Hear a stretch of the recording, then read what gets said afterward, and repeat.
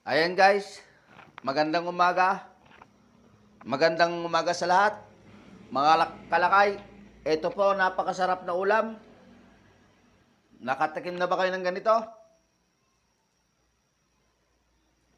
Pag natikman nyo to, kakaiba. Pero malasa at masustansya. Ayan, magigisa tayo ng luya.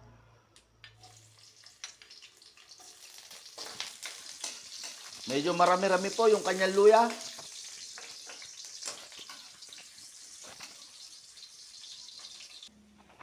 Ayan, dahil nangangamoy na po yung kanyang luya, isunod na natin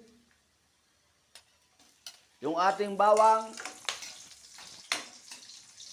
2 piraso lang po yung kanyang bawang. At ito naman po yung kanyang sibuyas, ilagay na rin natin.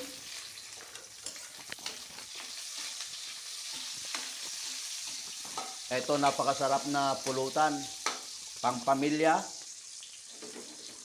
pasok sa panlasang Pinoy. At ito naman po, ilalagay na ho natin, dahil yung ating luya, bawang ay crispy na, ilalagay na natin yung ating manok.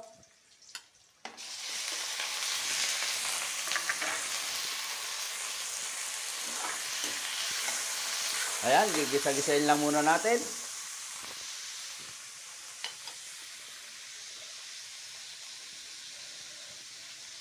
At ito naman yung kanyang paminta.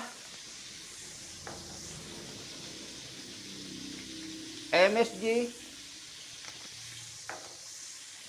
At patis. Patis pa rin po yung ating pampapalasa.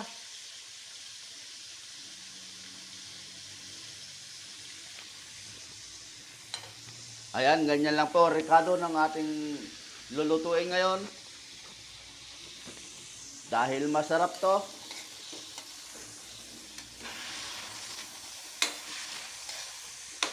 Ayan guys, pag naggigisa kayo ng ganito, lutuin nyo lang maigi.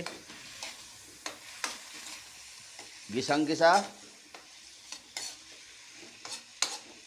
Ayan, ayan po, igigisa muna natin maigi. Babalik tayo mamaya. Ayan po. Gisadong-gisado na po yung ating manok. Lalagyan na natin ng tubig.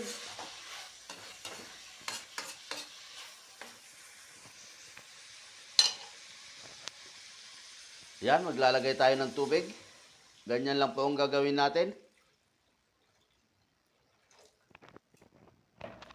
At babalik tayo mamaya.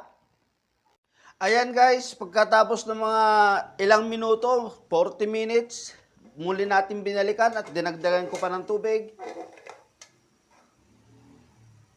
Dahil masarap ang sabaw nito, para ka lang humihigop ng sabaw ng tinola. Kaya lang napakadaming luya. Ayan po yung mga luya niya. Naglulutangan. Pepper's bite natin.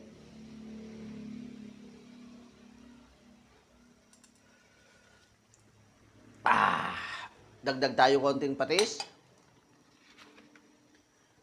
Dahil ang luto na niluyahan ay ganito lang, walang ibang rekado.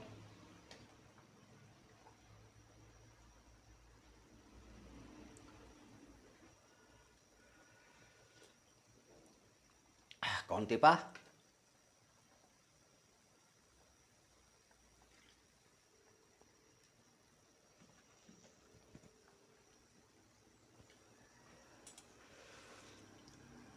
Ayos, ang sarap na guys.